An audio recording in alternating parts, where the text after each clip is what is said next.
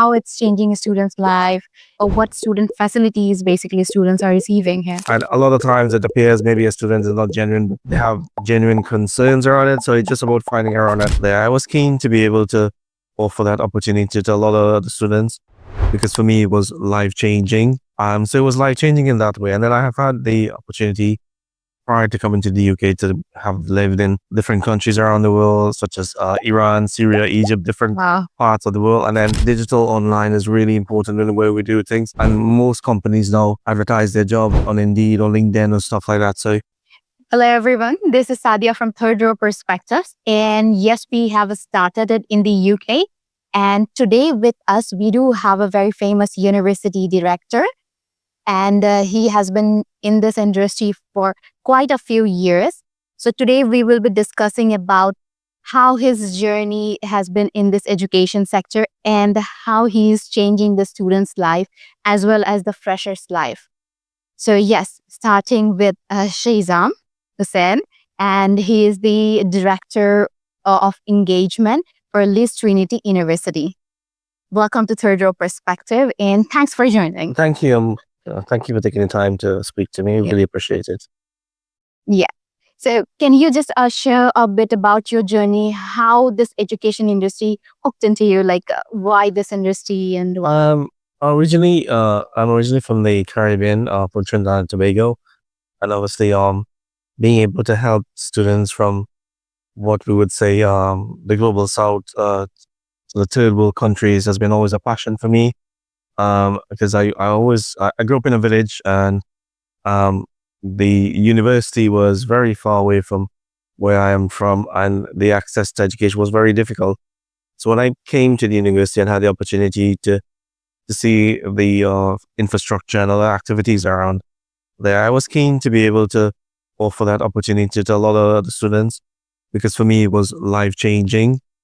So it was life changing in that way. And then I have had the opportunity prior to coming to the UK to have lived in uh, different countries around the world, such as Iran, Syria, Egypt, different wow. parts of the world. And then within this job, I've lived in Ireland, Scotland, Qatar, different places. And I've always thought that, education is really important for the student, but having the right education is equally important. And being able to be in a country whereby you can have a crossroads of different culture, then it really supports the student journey, not only educationally but personally in terms of personal Definitely. development. So that's been my passion to education, and I think for me, it's also been the reason why I chose this role. Because in my role and a previous role is not only a student recruitment focused role, it's been a role where we offer teeny activities to support universities overseas. So in that way, we try to develop the human capital with universities as opposed to students coming here. So I've looked at it in a very holistic way, and it's been it's been a very passion of mine to find opportunities to support students, whether that be in providing them with the right information to come to the UK, whether that be in terms of offering training program overseas, or as I'm with now previous universities, it's mobility programs around Yeah. the EU or placement programs. So that really is in a nutshell is giving that student the opportunity to really have that experience. And I know for a fact that my personal background and from, I would say an Asian background across Southeast Asia is that studying in university, it's like the entire family is supporting that particular student in terms of saving the funds and all the other opportunities all the things they have to get together in order to come to the UK anyway. So it's really important that, they have the right information and the right support. So that's my sort of journey into education and the reason why I'm still motivated to continue doing what I'm doing. Great, good. Thank you for your experience and sharing your journey. And now, if we go back to the UK students' journey, so what do you think that it's the most challenging part for graduate students coming overseas, especially in UK or Europe, and what's the struggling factors of them, and what you are seeing in your journey? I think the biggest factor is the cost factor. Obviously, it's a, it's very much about that it's a high cost to study in the UK. Not only the tuition fees, the actual living costs and finding accommodation, another area. So that's been a real challenge for students in that particular way, and I think it's an ongoing challenge given the inflation around the world. My view is that students to try and see where there are communities or families or support they can obviously study and probably stay at their family or support them in a particular way, and also find universities that are cost effective. Because I think we tend to focus on rankings and high rankings for the university, and I'm not sure that actually translate into the actual deliverables that you want. Because a degree or a postgraduate degree can give you the lifelong skills you have in any university. So not always do you want to really focus on the high ranking university, because you could get the outcome at a much more cost effective university, which will give you more value for money. So I think students need to look at that in a particular way. The other thing that I think they struggle with is the cultural sort of integration when they come for here, especially students that have to this point stayed at their family and haven't been really exposed to living elsewhere. It's very difficult for them or from different cultures. So I think that's again been really challenging. That's why I come back to that point. And if you have, if you are intending to come to the UK, I think your priority should be, if you have family in the UK or extended family, might be wanting to stay very close to them, or areas where there are a wider catchment of people that are sort of closer to your background. You need that family support to work around that. Because in those Asian communities on weekends, on holidays, you go to different places that are a continual support for them, and without that is difficult. So I think those are the two areas that are really difficult. The other thing we find too is that sometimes the way the pedagogy in the UK is quite different in terms of the setup from where the students are, and they have some challenges in terms of getting to grips with the academics of the way things are being done. So my advice for them would be, even though you graduate or undergraduate or you're top of your class, find time to do some understanding of the academic structure beforehand, or take an online course that universities offer beforehand to upgrade your skills. And always try to use that as the opportunity to really, when you come to the UK, you can then really engage and also support your studies, but also you want to find time to explore across the UK, the culture, but also given its closeness to the rest of Europe, you don't want to sit at home and study. You want to find the opportunity. So that would be my understanding of the challenges students face and how to overcome them. Yeah.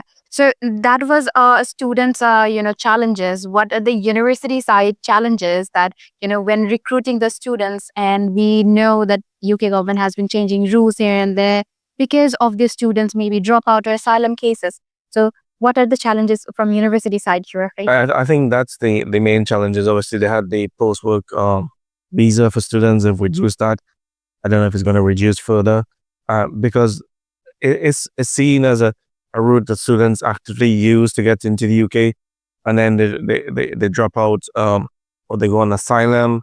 So those are the challenges across the sector. But I think on the university to really do that, So the way we've gone around that is, for us as a university, and other universities will be doing that. They'll do credibility check with interviews for students to make sure the right interviews.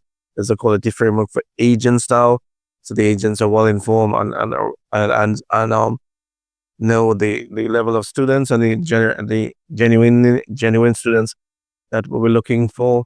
So I think that's the way we sort of work with that, and we try to identify very early on if students are not attending classes or difficulties. Try to provide them with sort of support as much as we can.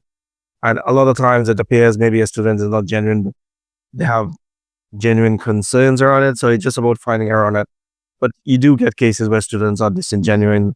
They turn up and then they disappear, or they're asylum seeking. Um, but from your data and from your track records, you could re-engineer to see where they're coming from, and the agents, and sort of keep away from those particular areas. So it is a challenge, but I think we have to just embrace that, because students are valuable in terms of the diversity to bring to the students and the academic sort of engagement. So there are challenges, but we can overcome that. I think also that the students themselves face, the uncertainty when the government is making different things, and it gives them the lack of confidence. But I'm here to say that it's very open across the UK for students to come and study, and people are quite welcoming. Yes, now coming to the Leeds Trinity University, like how it's changing a student's life, and what student facilities basically students are receiving here. Well, Leeds Trinity is a sort of from the Catholic background, so I've always emphasized that the university has a very moral standards in terms of the way to do things. And you know we have this say, a student is a name, not a number, and we tend to really work around that. So our campus is not as large as other universities. We tend to keep it small, so students have really peer-to-peer engagement in classrooms, and we give students the opportunity for placement, for work experience. We do that, and I think across the sector, um, as a university, we're one of the most cost effective. And again, I think that you get the right outcomes for those sort of values. We recently opened a new brand city center campus, and that has all the facilities for training, for law, business, for all the areas. So it's a very modern facilities based in the center of Leeds, where they have access to everything.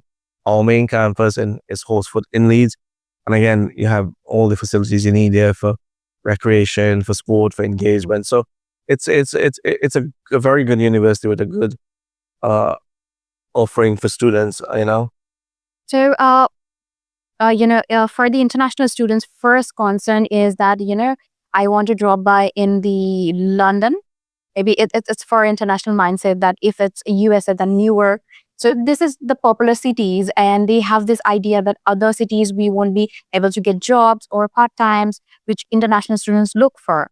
So there are my two questions. One is that how you will rate Leeds in terms of getting part time jobs for students, and second, what you will be suggesting your students to take as a part time, because is it advisable to the students that if you are studying in some business or IT courses, don't go to the restaurants for part time. Rather, find some IT companies job, maybe it receptionist to learn Yeah, something. I think people tend to go to London because London is a hub, and there's so much happening there. Yeah, It's quite expensive, to be honest. exactly. So who wants to go to London and could afford that? Then by all means do it. Not everybody can afford that London base, and I think places like Birmingham, Leeds, Manchester, the biggest cities, the diversity that you find in London, you'd find that replicated across these other areas. So you're not losing out on anything. And with rail and transport, you can easily get to London to experience that. Yeah. Um, London is so fast paced and so sort of commercial. You have to really think, is that the right sort of value for me? Do I want to go there? I think a place like Leeds is really good because it's the fourth largest to the city in the UK. It has the right sort of population multiculturally. There's a growing sort of investment across the area, and there's lots of jobs for students to find. So I don't think we've had any problem with students not getting job. For Leeds, and Bradford is 15 minutes away, Okay. and around the area there's lots of smaller cities some people can find. So not a lack of jobs. In terms of finding a job, I don't see any reason why a student can't find a job to pay the studies. And I'm of the view that if you find a job in whether it be finance or, restaurant, it's really up to you because you want to study. I would say, Mhm. go where the job is actually is. So, in terms of the placement year, what Leeds is offering them, and which year it's happening? It's second year or third year, or it's up to the students which year they choose. So it's up to the students really to decide what placement opportunities are, and different courses offer different placements. So you can choose if you want to do it or not, or what to do a dissertation in different areas or something along those lines. But there are a variety of options, and it's really up to the student. I mean, our website has a large list of it. it'll be difficult for me to go into details for it. Yeah. It's really, giving the students as much choice as they want. So now coming to the post graduation level, when a student graduated, so what are the support Leeds is giving to the students to in terms of applying for the PGWP, or in future if they're applying to the companies. So you do have affiliations with such companies where students are going, alumni are flourishing in their career. Yeah, we do. We have a big careers and placement office, and they obviously support the students and advise them with CV writing and all the other stuff that other do. I think it's an area we want to invest in more and more as we grow. So we definitely support the students in that particular way, but we want to invest more and more at the university to give the students more, have more career fairs, have more career fairs with companies. So it's a trajectory we're on at the moment, but at this point we do give the students support, and there's a careers team based at the main campus and our new campus. So students are more than welcome to get that support as and when they need it. Okay, perfect. And since you talked about this team-based, career supports, so what you think UK education is more on STEAM-based opportunities, or other non-STEAM students has the similar opportunities for their career as well? It depends to be honest, is it career wise and what you're looking into. I think areas in sports is more like team management, so the areas finances is very different. So it depends on the area you sort of really work into. I guess if you want to become a lawyer, you could look at it in a different way. So it's really the opportunity where you want to really focus on, and whether that and I think in any area you could actually look at it and say, I want to have a collaborative approach to what I'm doing, or what I want to be sort of a entrepreneur and be on my own. So it's really up to the individual, I say. But either way, there's no right or wrong. It's really up to the individual on which direction they want to go. Definitely, definitely. So now, if we come to the point of the freshers, starting their career in the UK, and they might be facing various kind of challenges.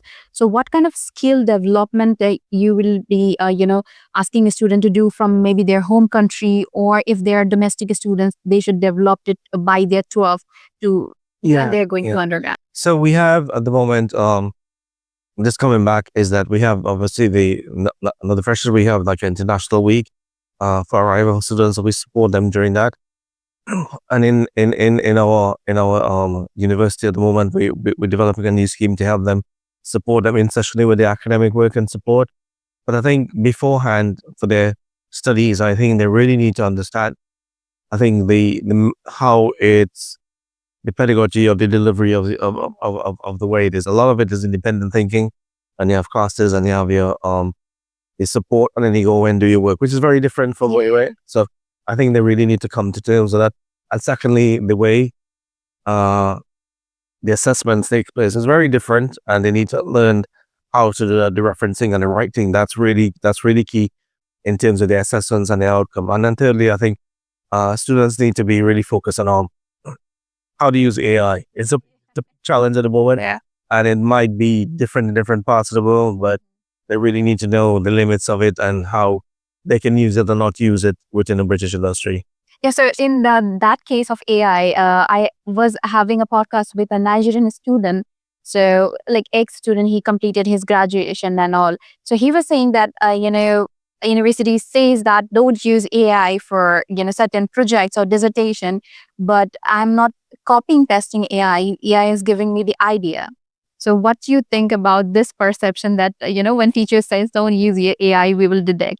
I think using it to give you ideas or support you in terms of giving you the right sort of research tools is fine, but then once you put it together, it's fine. I think the problem is that if you have a essay to write or a research paper, and then you give it and research it, and then that's obviously wrong. But if you say, fine for me, the sort of citations or quotations or something, and then you look the same way you would use Google to find stuff, that is fine. Or a lot of people use it to look at their spelling and grammar and syntax and say, no, so it's a way you can use it. I think this is what, having said that, I'm not an academic, so I don't want to get myself in trouble, speaking out of tone, yeah?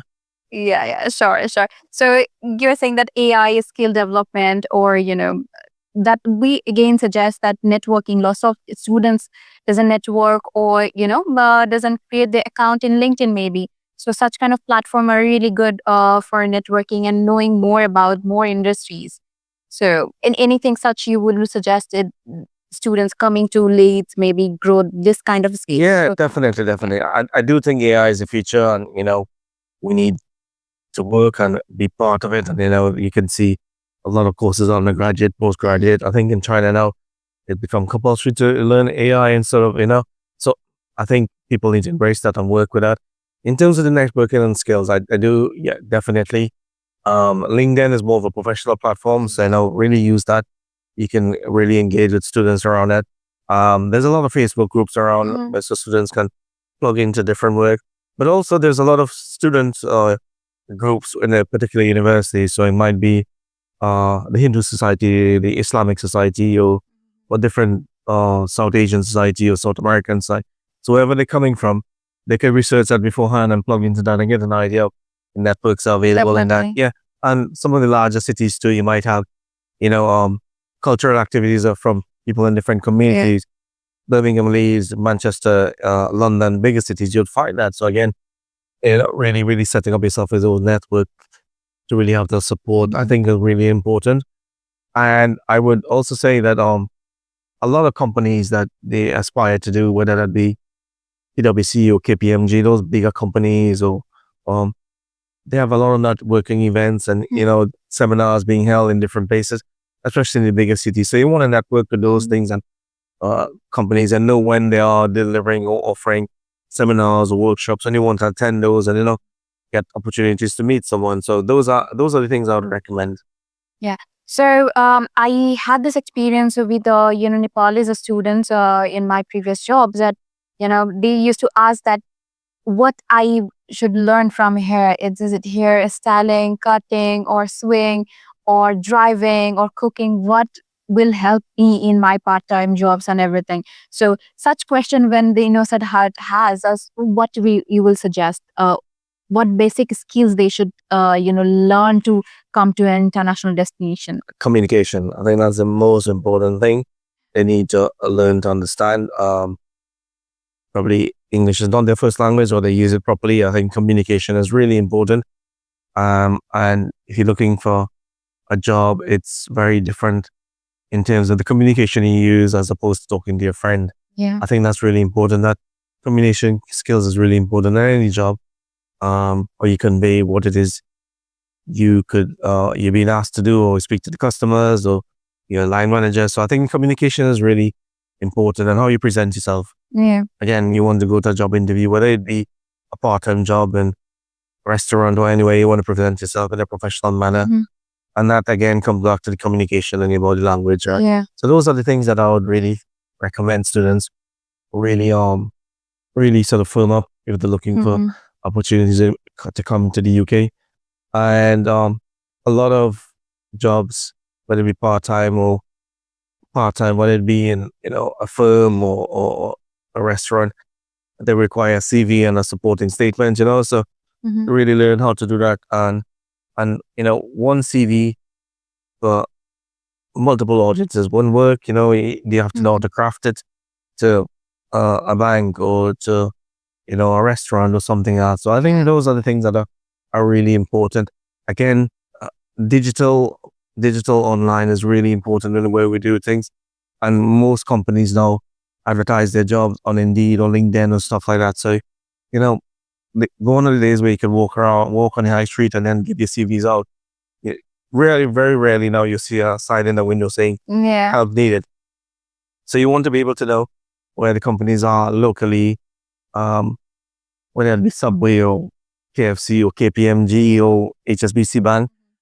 Online, they have opportunities for you to apply. So really understand, beforehand where these companies are, and understand the culture of them applying and accepting, and really study that. So when you come to the UK, Adaptability maybe. exactly. So when you come to the UK, you know that, okay, I want to apply to work at HSBC part-time or Subway or another company, apply online, or their preferred method of application is coming and turning up. So really understand that, that's really important. Yeah. So at the very end of this session. So I just want to know what you think Leeds is giving to the student. If you just want to close with your one statement. Leeds University is given value. I think we're given value Okay. To the students in terms of our cost and our learning outcomes, and our students. Our latest NSS sort of surveys show we're in top rank in all categories, top 10 across all categories. So you're getting a really enhanced student experience. You're getting a really enhanced academic experience, and you're getting value. So I think that's what we stand out as. Yeah. Thank you. Yep. Thank Okay. you. Thank you for joining our podcast. And we hope that List Trinity, raise higher and higher in their ranking in future. Thank you so much for your time. Yeah. Thank you. Thank you. Thank you.